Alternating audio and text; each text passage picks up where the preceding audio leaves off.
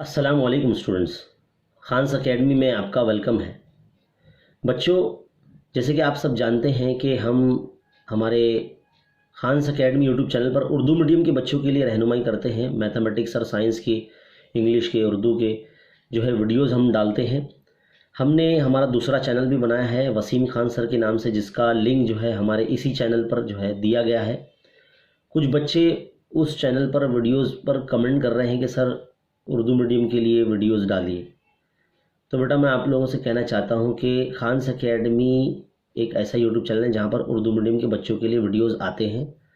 आप Khans academy YouTube channel पर जाकर देखिए। वसीम खान सर के नाम से जो चैनल बनाया है हमने, वहां पर सेमी मीडियम और इंग्लिश मीडियम के बच्चों के लिए मैथ्स की वीडियोज़ आते हैं।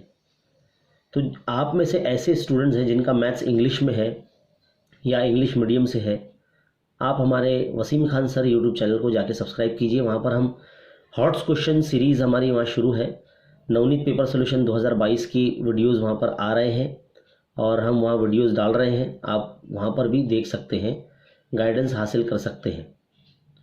तो इस वीडियो को जो भी है आप अपने फ्रेंड्स में शेयर कीजिए, वीडियो को लाइक कीजिए, चैनल को सब्सक्राइब कीजिए। इसी तरह वीडियोज़ देखकर जो है आप पढ़ाई कर सकते हैं फ्री में। मिलते हैं अगले वीडियो में। Thank you.